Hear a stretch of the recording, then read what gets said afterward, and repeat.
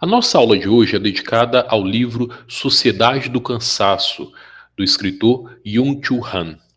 Nessa aula, a gente vai conversar um pouquinho e entender do que esse livro trata e essa ideia discutida pelo Han de que nós estamos sobrecarregados, mas mesmo assim nós permitimos que essa sobrecarga se mantenha, inclusive a gente passou a enxergar nos últimos tempos essa sobrecarga de trabalho como uma parte fundamental da nossa vida. Para nós entendermos, então, vamos falar um pouquinho sobre o autor. O Byung-Chul Han, ele é um filósofo sul-coreano, ele é radicado na Alemanha, então ele mora e estuda e trabalha na Alemanha já há muitos anos. A área de estudo dele é filosofia e literatura alemã, e ele é professor da Universidade de Berlim. As principais publicações dele hoje em português são Sociedade do Cansaço, Agonia do Eros, Sociedade da Transparência, que inclusive é uma obra muito boa, que posteriormente eu devo dar uma aula sobre ela, Topologia da Violência, No Enxame e Filosofia do Zen Budismo. Nessa obra, Sociedade do Cansaço, o Byung-Chul Han, ele começa o livro com a discussão sobre violência neuronal. Violência neuronal é o seguinte, ele diz que atualmente, que a atualidade é marcada pelo fim das ameaças gripais, ou seja, daquelas doenças, né, das pandemias, das epidemias de gripes, enfim. Esse livro é uma observação importante, ele foi escrito bem antes da pandemia de Covid-19. E aí o Han, ele chama a atenção que o grande problema da atualidade, em termos de saúde, é o excesso da positividade que acaba levando a um cansaço e um esgotamento do sujeito. Ele diz que o grande problema do século XXI são as patologias neuronais, como depressão, TDAH, TPL, o burnout. E esse excesso de positividade, segundo ele, é o que leva a pessoa a se autoviolentar e permitir que o outro violente. Essa violência da positividade é marcada, segundo ele, pela ideia da superprodução. Então a gente tem que estar a todo instante produzindo e fazendo alguma coisa e mostrando o que nós estamos fazendo. Também com a ideia de super desempenho individual, então a gente tem que ter o trabalho, tem que ter o emprego, tem que ir para academia, tem que estar bem, sabe, enfim, tem que dar conta de tudo e acreditar que isso é realização. E outra característica dessa violência imposta pela positividade, pelo excesso de positividade, é a supercomunicação, que é uma característica também do século XXI. Essa supercomunicação é o excesso mesmo de informações que nós temos acesso, que estão em circulação e que criam muitas vezes uma sensação de poluição informativa e acaba atravessando a nossa vida. Então a gente está deitado, dorme, acorda pela madrugada para ir ao banheiro, inevitavelmente pega o celular, vê um post de alguma coisa no Twitter, e aquilo ali retira a gente do momento de descanso e leva a nossa mente para onde? Para uma preocupação sobre economia, sobre política, sobre segurança, o que quer que seja, num momento e num instante que isso não deveria acontecer. Essa sociedade do desempenho, o Han assinala aí da seguinte forma: a sociedade do século XXI não é mais a sociedade da disciplina, mas uma sociedade do desempenho. Nessa sociedade, os habitantes são sujeitos de desempenho e produção. O que quer dizer? É que antigamente havia a sociedade marcada pela imposição da disciplina. Então, nós, inclusive na escola, na universidade, a gente diz que a matéria se chama disciplina porque há uma ideia de coerção e de punição, muito ao estilo do que Foucault trata em Vigiar e Punir. O Han diz, né, na discussão desse livro, que a gente passou de uma sociedade disciplinar, em que a força era a marca da presença dessa sociedade e do Estado, para uma sociedade em que a grande marca é a desregulamentação e o desempenho. Nessa sociedade nova, a disciplina ela continua, ela não deixa de existir ali. Mas o que passa a ver é a autocobrança do sujeito para que ele seja cada dia mais produtivo, para que cada vez mais ele consiga fazer e realizar coisas. Então ele se permite explorar. Porque para ele trabalhar, por exemplo, 10, 12, 15 horas, acumular 2 empregos diferentes, receber atribuições que não são da competência dele, ter que fazer tudo isso combinando com vida pessoal, família e tudo mais, isso é vendido como uma característica da atualidade e que ele tem que atender, que ele tem que cumprir. E aí o Han marca isso como uma mudança dessa sociedade disciplinar, então sai essa sociedade disciplinar, coercitiva e punitiva, para uma ideia do desempenho. Então você coloca na cabeça do sujeito de que se ele não faz aquilo, é porque ele não dá conta, é porque ele não consegue. Então ele tem que se espelhar em alguém, ele tem que dar um jeito e mudar a vida dele para se sentir mais produtivo. Outra frase importante desse livro, do Byung-Chul Han, é sobre a autoexploração. Ele diz o seguinte: o explorador é ao mesmo tempo explorado. Agressor e vítima não podem mais ser distinguidos. Essa frase ela é muito forte, porque ela está dizendo o seguinte: olha, você está se deixando explorar e está chamando isso de realização. Você não vê mal nisso. E essa exploração vem muito combinado com as redes sociais, se nós pensarmos. Então todo esse discurso de que para ser feliz você tem que tá produzindo, tá fazendo coisas, tem que ganhar dinheiro e tem que não só ter dinheiro, mas maximizar isso ao extremo. Veja só que não é um discurso que procura dizer que as pessoas não têm que trabalhar ou qualquer coisa assim. Não é isso. O alerta que se faz aqui é o quanto que esse excesso de positividade leva a um excesso de trabalho e ao adoecimento das pessoas. Para combater isso, o Han diz que a solução é o tédio profundo. Segundo ele, nós, que vivemos no século XXI, nós nos esquecemos do tédio profundo, daquele instante de não fazer nada, de estar simplesmente quieto. Segundo ele, há no momento atual um excesso de estímulos, de informações, de impulsos. E isso, segundo Byung-Chul Han, modifica a estrutura da atenção. Você já deve ter, por exemplo, percebido que quando a gente está sem fazer nada, no mínimo instante que a gente está sem fazer nada, a gente tira o celular do bolso e olha o celular. Se a gente está no trânsito e para ali como pedestre esperando o sinal abrir, a gente puxa o celular do bolso, mesmo que seja para não ver nada durante 1 segundo. Isso significa que a nossa atenção está sendo roubada. Outro tópico importante da discussão que o Han propõe é que a condição de ser multitarefa é um retrocesso civilizatório.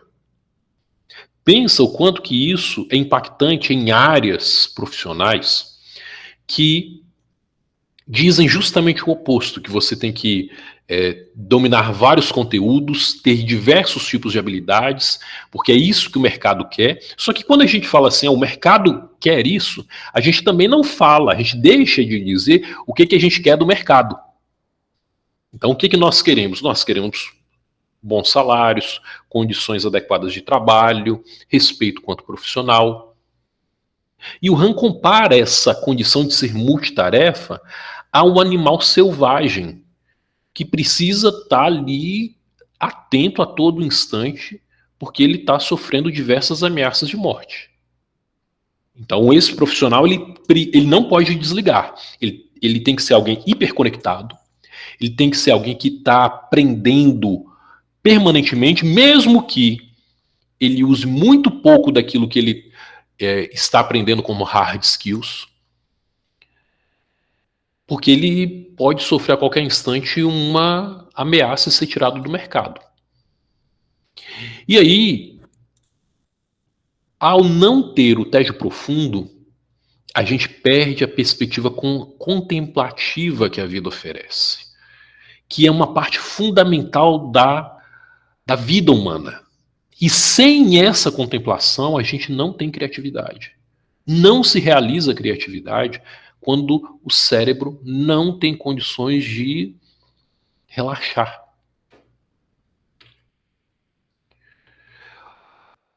Em uma outra frase, o autor diz o seguinte, é uma frase de Nietzsche, em que o Han resgata.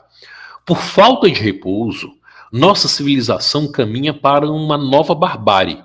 Em nenhuma outra época, os ativos, isto é, os inquietos, valeram tanto. Toda vez que eu vejo essa frase e dou essa aula, eu tenho às vezes a sensação que é uma aula quase anti-coaching, né? Quase contrário àquilo que muitos profissionais que são coachings estão propondo. Eu acho o coaching uma ferramenta importante. Eu acho que tudo aquilo que propõe o sujeito, a pessoa, a se melhorar, a se aprimorar, é relevante. É muito relevante. Tudo que faz com que a gente olhe para a nossa própria vida, vê o que não dá certo, procure corrigir, que estimule boas práticas, que estimule boas convivências, é importante. O problema está no excesso, nos extremos. Então, os extremos, nesse caso, seriam uma pessoa que não tem, às vezes, um nível de habilidade ou de condições adequadas para fornecer esse tipo de serviço. E que, às vezes, vai colocar quem é assistido por ele num caminho que envolve o excesso de trabalho, que envolve a falta de repouso, que vai sacrificar o lazer, que vai sacrificar uma noite de sono. Tem até aquela famosa frase, né? Trabalhe, estude enquanto eles dormem. Não, durma no horário que você tem que dormir. O cérebro precisa disso. O cérebro precisa de descanso. A gente tem que ter momento para relaxar. Quando for necessário, em uma situação muito particular, ok, né? Há momentos que isso talvez seja necessário, sacrificar instantes de lazer e de descanso, mas não pode virar rotina. Não pode virar rotina. E muitas vezes o que a gente encontra em rede social é de que esse tipo de prática tem que ser uma rotina. Vida ativa para o Han é o seguinte: para ele ter uma vida ativa significa levar ações para o campo do trabalho, ou seja, estudar, fazer cursos, se aplicar no emprego, ser promovido e ter um bom salário. Então a vida humana hoje, no século XXI, ela está resumida a esses tópicos, a esses pontos. Estudar, fazer um curso, ter um bom emprego, ser promovido, ter um bom salário. Para o Han, na sociedade do desempenho, o sujeito tem um ego assim elevado ao extremo. E esse sujeito, ele praticamente se dilacera por dentro à procura de oportunidades. Ele nunca vai estar satisfeito. Pode parecer bom a gente pensar assim, não, eu estou no emprego, eu não estou satisfeito com ele, então eu quero melhorar. Ok, né? Tudo bem, tudo normal com isso. Mas também é importante sentir o momento, estar presente, sentir os instantes de realização, sabe, de conseguir galgar degraus, fazer isso, né, step by step, passo a passo, com calma, né, um passo depois do outro, e equacionar isso com a necessidade do corpo descansar, com a necessidade da mente descansar, com a vida pessoal. Então a vida ativa não pode ser simplesmente uma vida voltada para o desempenho e para a produção. A vida necessita de pausas, né? Ele diz o seguinte: a importância da pausa. A especificidade desse campo de trabalho é que somos ao mesmo tempo prisioneiro e vigia. Então a gente tem que saber o momento de correr, de reduzir a marcha e de parar. Somente nós podemos fazer isso. Se a gente não fizer isso, acontece o que o Han está colocando no livro dele. Assim acabamos explorando a nós mesmos, se a gente não é capaz de fazer a pausa, de ter um momento do descanso, né, de entender que há instantes necessários, fundamentais para a contemplação. Sobre a pedagogia do ver, o Han ele diz o seguinte, que nós aprendemos a ler, a pensar e a falar e escrever. Tudo isso, segundo ele, constitui a pedagogia do ver, que tem as seguintes características: aprender a ver e interpretar, aprender a não reagir imediatamente a um impulso, então respirar, e isso só se consegue fazer isso quando o sujeito ele está presente, que é algo que existe no mindfulness, na meditação, que não tem nada a ver com religião, que na verdade é a percepção daquilo que está no corpo, seja um sentimento, seja um pensamento. Então você está consciente de que seu corpo está de determinada forma. Outro ponto outra característica que ele indica é a seguinte: ser sempre ativo leva a uma hiperpassividade. Porque quando o sujeito é superativo, ele diz sim a tudo. E segundo ele, isso não é liberdade, isso é coerção. Então é preciso aprender a dizer não, é preciso não vou fazer, não é para mim, não sei, não conheço, não é minha área, não é hora de trabalhar. É ilusão achar que ser mais ativo representa liberdade. É outra reflexão que o autor faz nesse livro, A Sociedade do Cansaço. Já então, indo para o fim, o Han ele diz o seguinte, sobre as atividades mecânicas. A atividade que segue a estupidez da mecânica é pobre em interrupções. Então, quanto mais você realiza uma atividade que tem um ritmo e tem uma rotina sequencial, mesmo que seja uma atividade que ainda que em si ela tem algum grau de intelectual, por exemplo, escrever um texto, produzir uma aula, aquilo ali é algo que é pobre em interrupções. Se é pobre em interrupções, é difícil para a pessoa perceber que ela precisa de uma pausa, que ela está sobrecarregada.